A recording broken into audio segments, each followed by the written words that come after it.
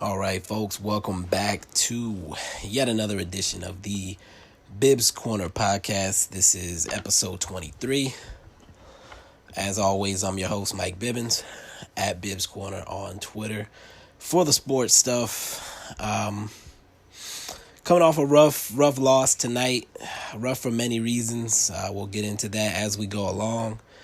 A lot to address on the podcast tonight, and when I sit down to do these, I don't have any set time frame I'm trying to get it done in. I really just kind of set my game plan and then hit record. And whatever happens on the timing. So we'll see if this ends up being a long pod. I guess if you're listening to this, you already know the runtime, so you'll know if I accomplish my goal of trying to keep it around that 30-minute mark. But yeah, man, PG has been buns yet again. I don't know if Seth is in his head or what the case might be. He was 3 for 16 tonight. But we still let him be effective by double teaming him or helping off of other men to guard him. And at this point, I think I would just let him shoot or play him one-on-one, let him do whatever he's going to do. I think he has 7 assists tonight because of guys cheating off their men, things like that, to help out on him. And I really don't think that's necessary at this point. For the third time in this series, in 3 games, one of our stars was limited for one reason or another. In the first game, it was KP getting ejected in the third. Last game, it was Luka getting into foul trouble in the third. And now tonight, it was Luka with the ankle injury. We'll have to wait and see what happens there. The X-ray was done to see if they had any actual bone structural type damage, and they haven't gotten the results as of the recording of this podcast. I haven't heard anything, so they must not have had that Zach Collins or that Dame X-ray ready, where he got the results like 5 minutes after the injury happened. But I imagine that Luka's probably going to have to end up getting an MRI on that ankle. He twisted it one way the other night and then twisted it the other way in this game. So that ankle's been through it in this series already. Depending on how bad the swelling is, I believe, if the swelling is too bad, they won't be able to do an MRI. But we'll see what happens with Luka's ankle. The game on Sunday is earlier than the rest of these games have been, so that means less time for him to recover. It's not looking promising, but I don't want to speculate too much on that. Besides that, even before the injury, Luka was actually on his way to a bad game unless he turned it around down the stretch. And when I say a bad game, I mean that in a Luka context. Still had ended up with a triple-double before he went out, but his shooting was pretty bad, and I don't know. He was not doing enough for me. Or he was not doing enough for the team, I should say, to enough of the things that he usually does, I would say, as far as scoring the basketball, and the shooting numbers were pretty bad. But I think personally, I didn't even really say anything about it at the time because I just kind of expected him to turn it on down the stretch and start doing more scoring, especially with certain guys not being able to make shots. The thing I love tonight and the thing I've loved this entire series is the fight of the team. Like, the Clippers keep trying to throw haymakers and even try to get into our heads. And the fact that the Mavs haven't backed down, they've always answered a run with a run. That's been pretty impressive for me. I'm very proud of the way our team has competed. We've been in every game. We've been a threat in every game. We've caused the Clippers to argue with each other in every game. Like, what more could you ask for as a 7 seed with a lineup of guys who barely have any playoff experience? I think off the top of my head, Seth might have the most playoff experience with the run he was on with the Blazers last year. But Luka and KP had their manhood challenge. They didn't back down at all. I think Luka did get a tech tonight, but KP somehow avoided it. No fists were thrown in the air, I guess. So KP didn't get the tech. But I think the most important thing about the Luka and KP dealing with being challenged the way they were is the fact that it did not negatively affect the way they played the game. And KP went off tonight. Luka Like I said, he wasn't having a great shooting night, but it wasn't really affecting the way he was playing. Like, he wasn't trying to prove something in the way he was playing after he was challenged. So more on that later.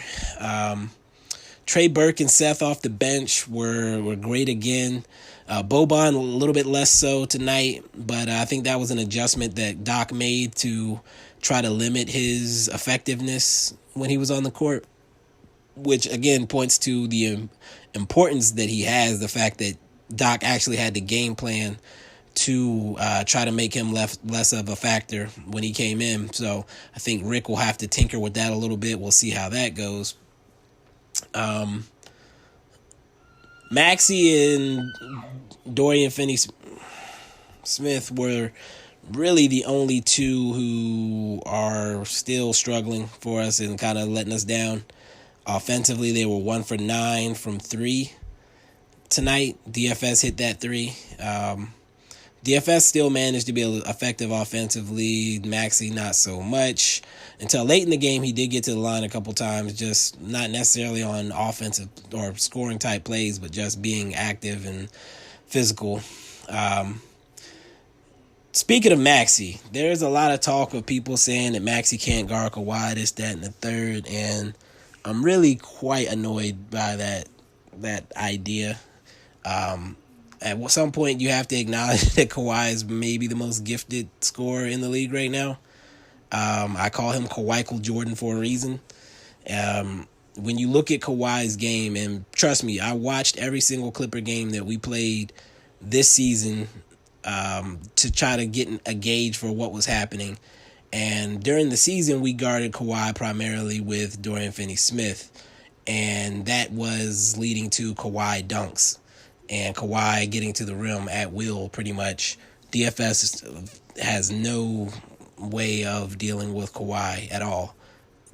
Absolutely no. You can't out-physical him, doesn't have quite the length to cause any trouble for Kawhi Leonard. Maxey, however, does have the body to keep Kawhi from getting where he wants when he wants. Now, can Kawhi back him down enough and get to his little turnaround mid-range shot? Yes. But in the full context of basketball, a contested two-point jumper is the worst shot that you can get in a possession. The other options are scoring at the rim or shooting a three-pointer. And so if you give me the choice of Kawhi dunking or getting layups or penetrating our defense and collapsing our defense and getting to the rim versus shooting contested twos and taking body blows, trying to bang into Maxey and not moving him, I'm going to go with the banging into Maxey and not moving him all day. He can hit that jumper 20 times a night. That's still the best option we have against Kawhi Leonard. Nobody else on the team is going to do better. And then when he's doing that, then he's having to really, really focus on getting that shot. And that usually means he's not really, really focusing on getting the ball out to shooters. Well, when Maxey was not on Kawhi, what was happening was he was penetrating the defense and either getting all the way to the rim or he was penetrating the defense. Other guys were panicking to try to scramble and stop him, and then he was hitting shooters on the outside. So Maxey on Kawhi is the answer. That's the only answer. The only person I was willing to see get an attempt was MKG, but then even MKG was pushed under the rim like DFS has been when he got his shot at Kawhi. So, again, Maxey is the answer. I'm not addressing that again. Don't even come to me with that. Besides that, let me address this. I'm sure some people will point it out. Kawhi got Maxey once, and that was like late in the game, and I believe Maxey misread his help situation because he got on Kawhi's hip instead of staying in front of him like he usually does. And like as soon as Kawhi took that first dribble, I saw Maxey yell like he thought the guy, I can't remember who the other big was, but whoever the other big was had previously been around the free throw line, but came up to the 3-point line when his man went to set the screen for Kawhi, and that's when Kawhi took off when he saw that both bigs were up and neither one of them obviously could get to him. Even Maxey was close to contesting, but couldn't quite get to the ball. The last thing I want to say is There was a lot of talk tonight about Harold calling Luka a BA white boy, and I feel the need to kind of address that in depth. I hope you'll hear me out and understand that I don't say anything out of my mouthpiece without thinking deeply about it and considering all perspectives. You're never going to hear me be completely biased in a serious way. I might jokingly say something that's going to come off as biased, but when it comes to having a serious conversation about anything, I'm going to consider all points, whether or not I agree with those points. So I'm going to do that in the section where I usually do questions. No questions tonight. I feel the need to have a serious conversation about what happened there and the reaction to it. So we're going to take a quick break, and then I'll get into the stats, the basketball stuff, and yeah, we'll get to that in a minute.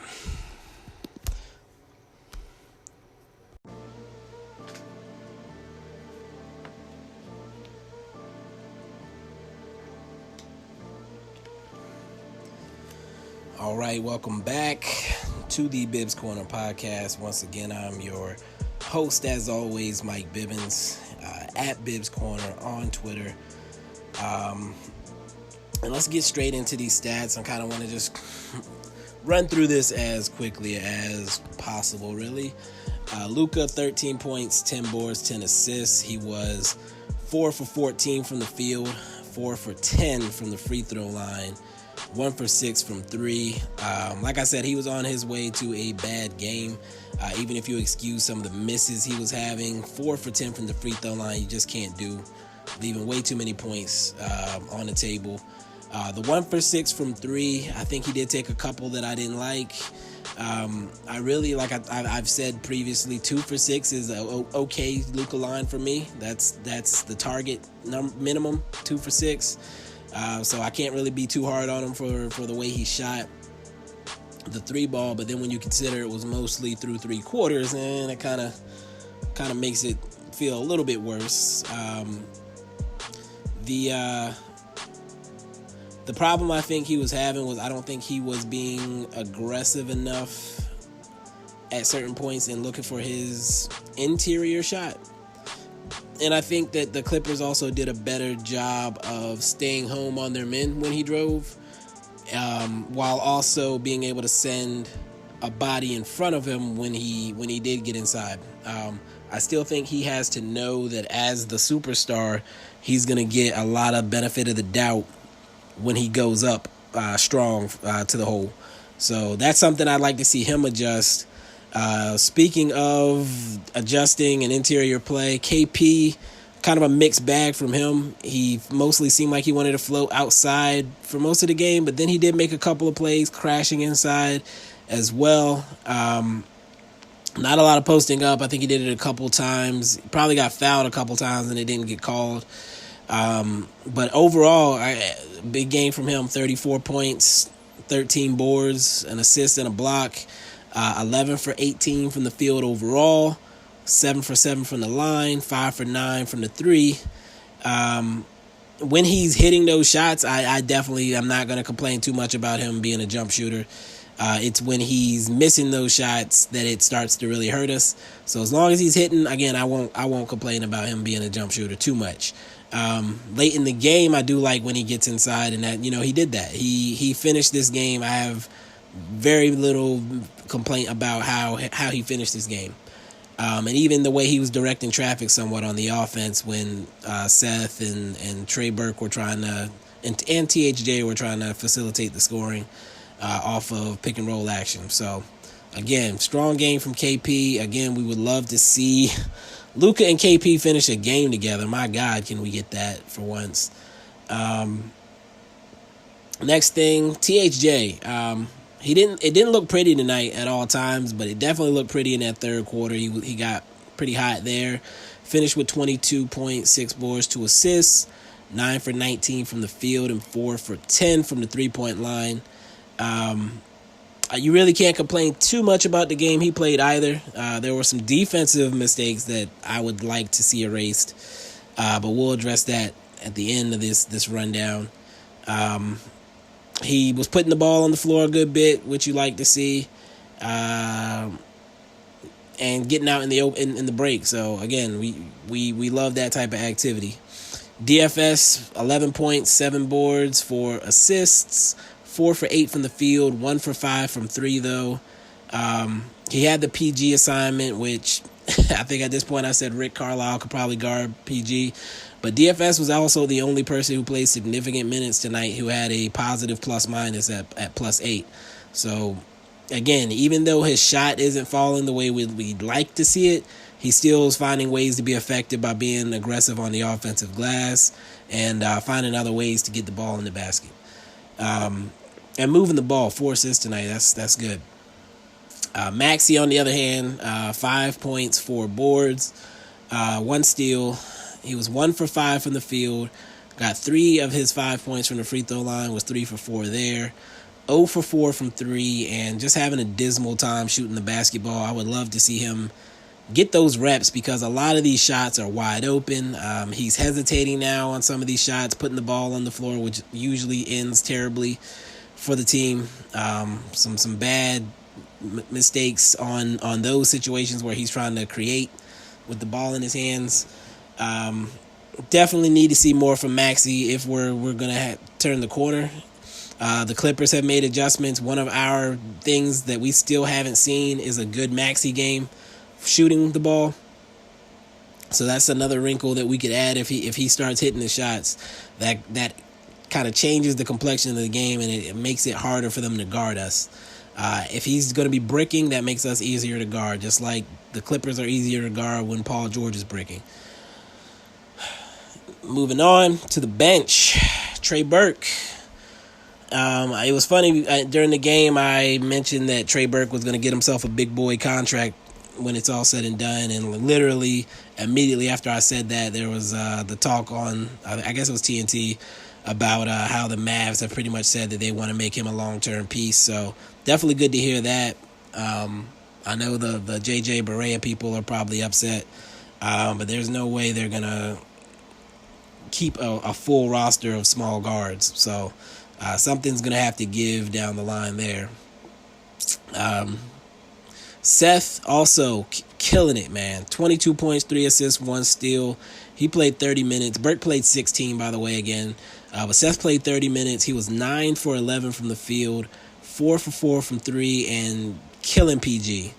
It's pretty obvious that Seth and Paul George are taking that match up personally. It is fueling Seth while it is destroying Paul George.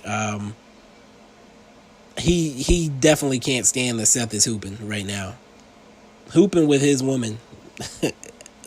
To say, I feel like I'm not going to get into some TMZ gossip type stuff. Never mind. But no, that the fact that Seth is hooping right now is definitely affecting Paul George. Like, there were a couple times after the whistle blew where Seth was getting a shot up and PG came to contest it, and he's been doing that like in every game. And his defensive intensity definitely increases when Seth has the ball. And then even when he tries to attack him on the offensive end, it's personal. And I feel like on one of Seth's drives or one of his shots, when he went past PG, he like gave him a look and said mouthed something, like not necessarily to him, but it was clear that Seth feels some type of way about Paul George, and I respect the crap out of that. And I will enjoy watching every moment of Seth Curry giving Paul George buckets. I think I said on Twitter, that that's my favorite part of this series right now is watching Seth own Paul George. Can't get enough of that content at all. Also off the bench, Boban tonight, 3 points and 2 boards in his 9 minutes. Obviously, not the effect that he had in the previous game with 13 points and 9 boards. It was clear, as I mentioned earlier, that Dell, I got the wrong father figure for Seth. Doc has made an adjustment there and making sure he has the right personnel on the floor and the right defensive packages to deal with Boban. the Mavs guards were making stupid little mistakes in utilizing Boban. Again, if you get Boban in a pick and roll that actually works effectively and Boban gets his man on his side or behind him, or he gets a switch, or he's in space, you have to put that ball on the rim. Boban is going to go get it. If you put it up soft when Boban is in or near the paint, he's going to get the ball 85% of the time. You have to put that up off of that action. When it comes to passing it to Boban, you can't do a behind the back, no look pass at his ankles. That's not effective. He is 7 feet 4 inches of man. You lob that joint over the top, throw it up to the height of the backboard if you have to get it over your man. He will be the one to catch it on the other end. It doesn't seem like it should be that complicated. Apparently it is. DeLon played 8 minutes. He had 2 points and an assist. Blah, blah, blah. Again, he is very expendable when this season is over. MKG only played 2 minutes. He had 2 assists in those 2 minutes, but did get put inside the rim by Kawhi, and so that experiment ended very quickly. Ironically, though, he was the only other player with a positive plus-minus at +2. As far as how this game went, we do have to get more physical on offense. We were fortunate to hit a lot of outside shots tonight, but we took a lot of bad ones. We have to get more action toward the rim to draw the defense in more, to get to the free throw line more. And, of course, with Luka in particular, when you get to the free throw line, you have to actually hit those shots. 6 points right there just in Luka free throws left on the table. So definitely hope if he's back for the next game, that he's definitely taking advantage of those opportunities when they come. Defensively, our biggest issue right now is our off-ball defense. A lot of bad reaching, a lot of bad ball watching. I don't understand why our guards collapse into the paint like they're actually going to cause any trouble for the guy with the ball by helping on. Trey Burke, Seth, Tim Hardaway, you're not going to affect a bigger man's shot from the perimeter, from behind him. If Kawhi, Paul George, whomever is in the paint working back to the basket, or Harrell or Zubac or JaMychal Green, whoever, if you're a guard, your job is to ball you man. You can help off of your man a little bit, but you have to be able to see the ball, 1. You have to be able to see where your man is, 2. And you have to be able to recover to your man if the ball goes to him. If you're not able to recover to your man, then you are too far off of him. Unless the ball is being loosely dribbled and you actually have an opportunity to get the steal, then don't do it. It's like cheating off base in baseball.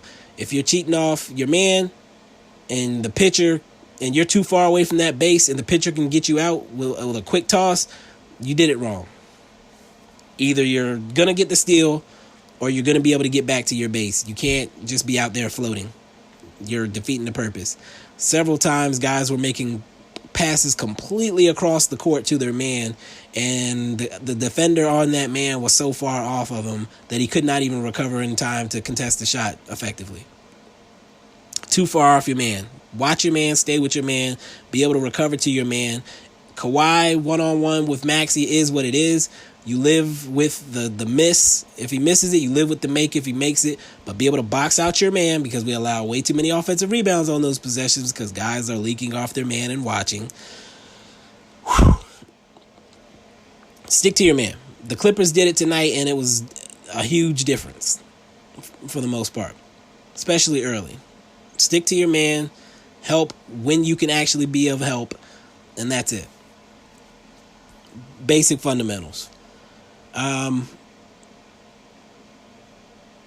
Landry Shamet change and putting him into the starting lineup was only effective because of that cheating off the ball. They put in a guy who actually hit a couple of those shots versus guys that were bricking them, and that was the difference in the game. Landry Shamet was the difference in the game. I think he finished with 18 tonight, 3 for 7 from 3 or something like that.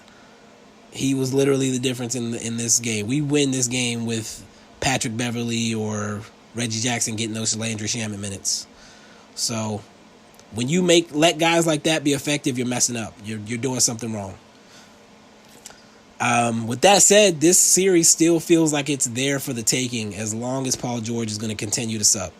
And I haven't seen anything from Paul George to suggest that that's going to change. His history doesn't tell me that that's going to change. This is not really an anomaly for him. When the going gets tough, he shrinks. That goes all the way back to the Indiana days. I love those Pacers teams. I just knew those Pacers teams were going to knock LeBron off. And every time they couldn't do it, Paul George couldn't finish, let me down. I was a huge Paul George fan back in those days. Huge. I loved him. I think he came out of college at like 6'6", grew to 6'9". I was like, oh, he's the future. Oh, he's going to be the problem for LeBron. Him and Danny Granger are going to take LeBron down. Didn't work out that way. And now, years later, he's still the same guy. So, again, the series still feels like it's there. We have to see what happens with Luka. If Luka doesn't play, that's going to make it very difficult for us to get a W. But if Luka plays, then hey man, anything is possible. I believe. #I believe. And I'm excited about the way this series is going. I'm excited about our team. I'm excited about our future. It's clear we're a piece and a half away from being a problem in the West. I mean, we're already problematic, but we're a player and a half away from being a legitimate issue for everybody every night. So that's that on that. Like I said, no questions tonight. I'm going to address the Montrezl Harrell words that were targeted towards Luka and how I feel about the situation. One quick break and I'll be right back.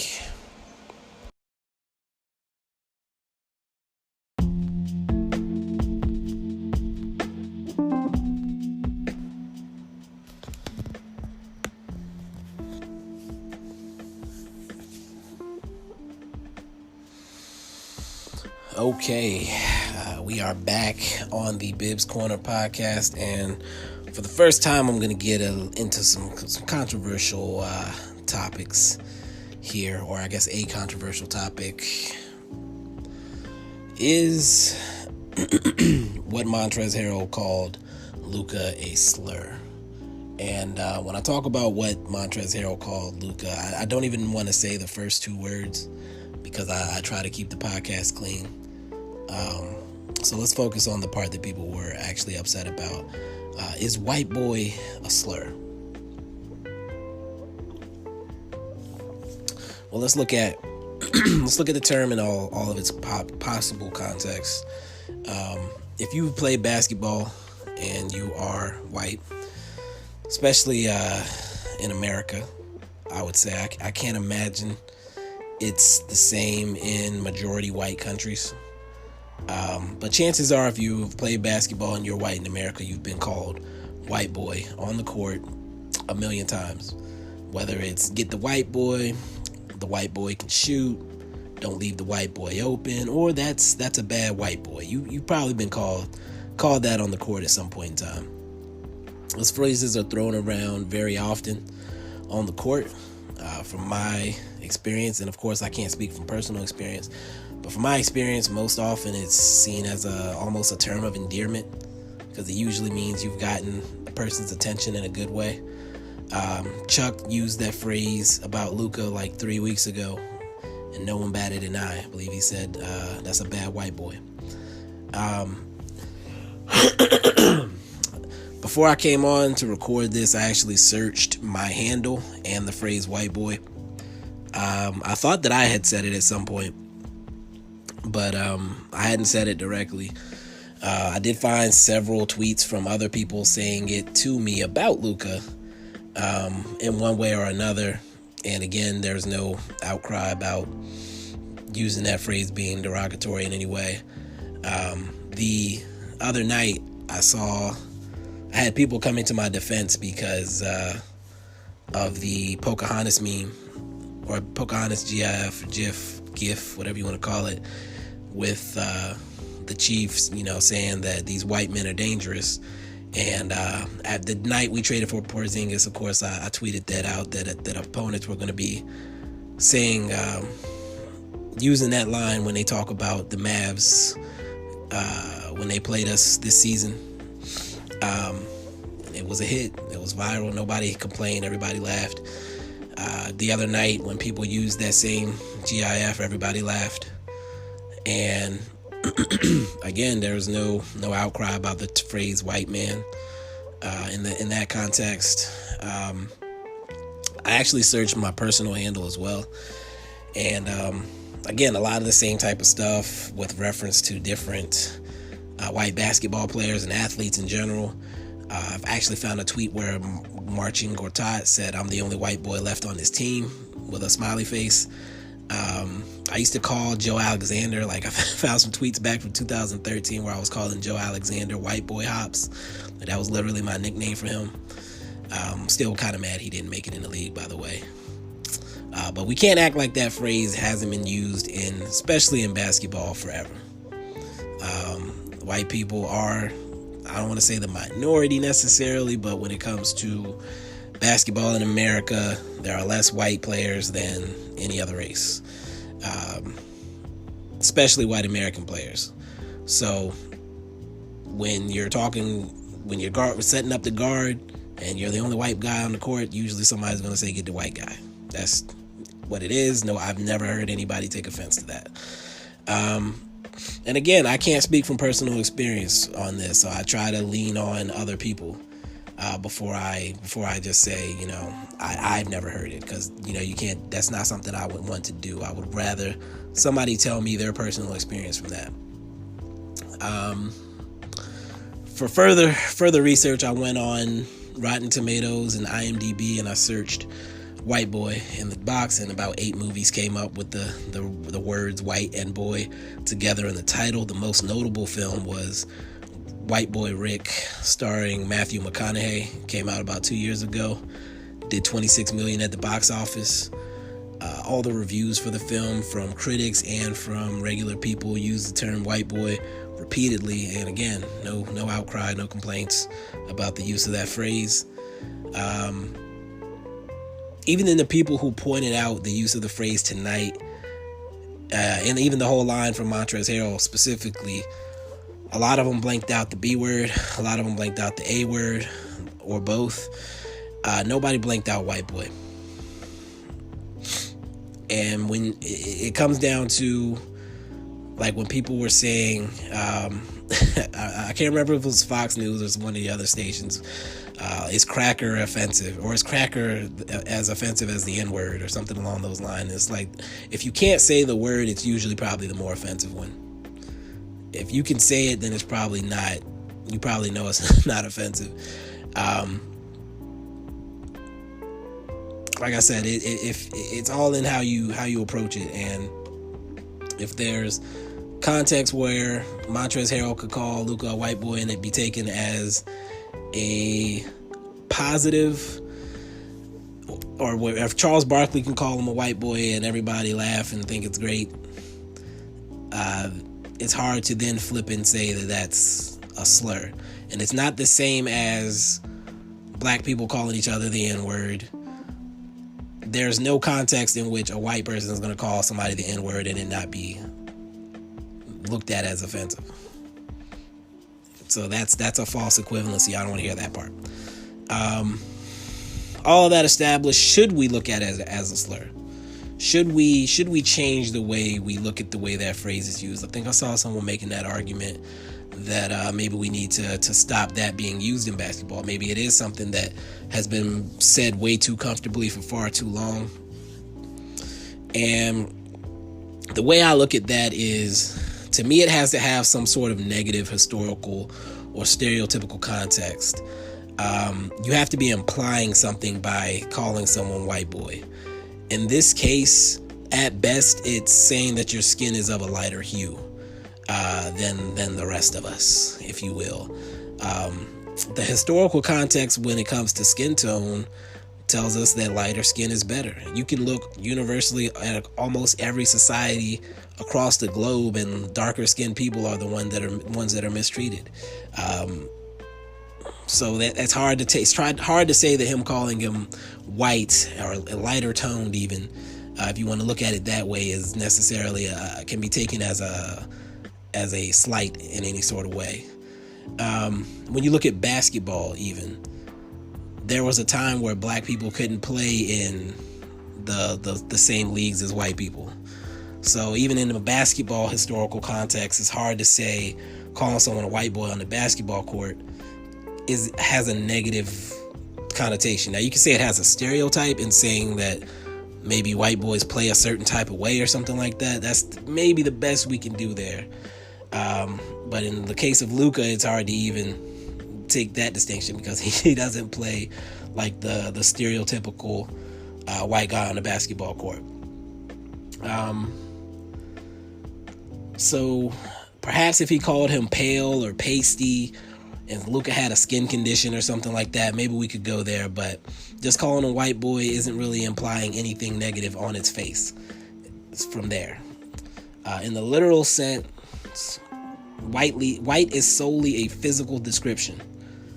There are those who will say that if it was black, it would be a problem, so it should be the same, for white. It's not the same, because white is not a race. Most white people know where their people come from. You know what country your people come from, and if somebody calls you at your root something tied to your roots, then that can be racist or xenophobic in a sense. As for black people, especially black people in America in particular, that is our race. We're black Americans, but why should we have a distinction as far as why should our Americanness be qualified? We are black. We are blacks. AP has decided to capitalize the word black when in reference to black Americans because that is our race / ethnicity. Unfortunately, hundreds of years ago, I won't even say who did it, but our people were packaged on the ships and brought to this country and other countries across the globe, and we don't know where our ancestry and roots go back to. So we can't call ourselves, we can't draw our history back to a certain country, tribe, or region. We know we come from Africa, but Africa is a large continent. And so when it comes to Americans, to define ourselves and our history, we are black. We are black in America. So again, using the word black in reference to a black person is a specific tie to our race and our history that goes back to the slave ships at best, or to a plantation. I know myself in particular, I can draw my family's roots back to a plantation 2 hours from my house right now. I know that my first job out of college was at a storage facility, and at some point I found out that the land that the storage facility was on was previously owned by the family that owned my family in slave times. And it kind of was like, wow, 100 years later, 150 years later, I'm working on the land where my ancestors worked as slaves. It just kind of hit home. But again, our history, that's where our history goes back to. That's where the term black goes back to. And other terms that I won't speak on this podcast. But the other terms that can be looked at or used toward me in a derogatory fashion. White boy does not have that history.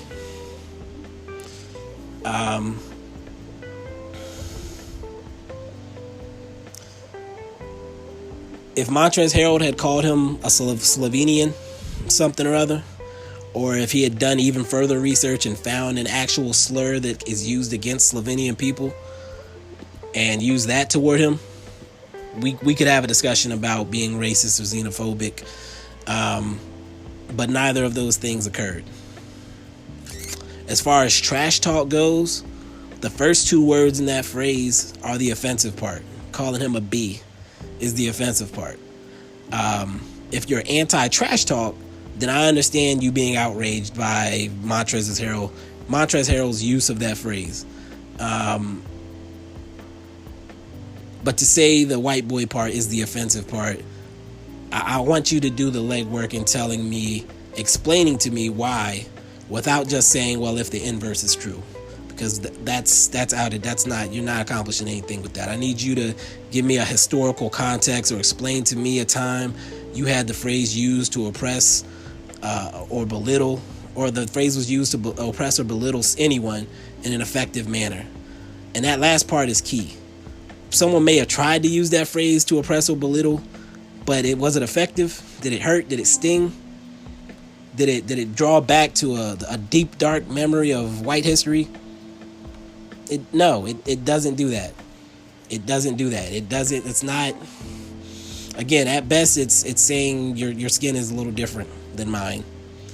And again, historical context comes into there.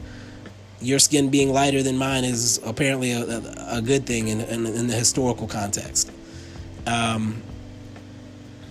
Again, I can't speak from personal experience about saying that phrase has never been used to and actually effectively hurt someone, but I had about 50 people jump in my mentions. I had maybe 2 or 3 that said the opposite, but 50 people saying I've been called that before and shrugged it off or laughed or smirked and accepted that basically you've gotten under that person's skin and it was a feeble, weak attempt to try to hurt your feelings, then it doesn't work. But if you are different, I want to hear that. Usually when someone is calling you that, it's because you stood out, you've done something different, and usually if you've gotten under someone's skin on the basketball court, that's usually a good thing. And in this case, because there's no historical context, you didn't go home and cry about somebody calling you white boy. Again, if your experience was different, then come back and let me know. I am all ears. As far as slurs towards white people, as far as what can be effective when it comes to just the entire white population as a whole, not specific to your Italian or French or whatever roots, if it's not specific to your history and your people, just white people in general, the only slur I've heard that kind of works on a historical context level is the phrase colonizer, and that came from a Disney movie. It works in a historical context because if you're a person who was ashamed of Europe's history of colonization across the globe and the atrocities that were carried out, then being called a colonizer, I can see how that might hurt a little bit. Being tied to that history, having your appearance tied to that negative history of going across the globe, and we know what happened, okay? But being tied to that history, being called a colonizer, I can see how that would hurt. I can understand that, but being called white boy is kind of hard. I can't get to that point. I can't get there. It doesn't do that for me. And that's really all I have to say about that. If you stuck through this entire rant, speech, whatever, then God bless you. Thank you.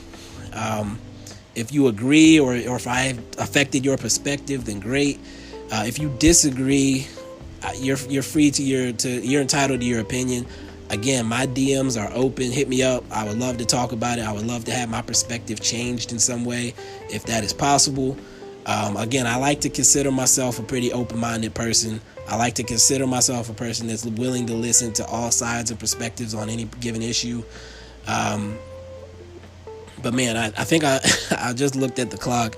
I went in on this for way longer than I anticipated. But again, it was a big topic on the timeline. I felt like I needed to address it.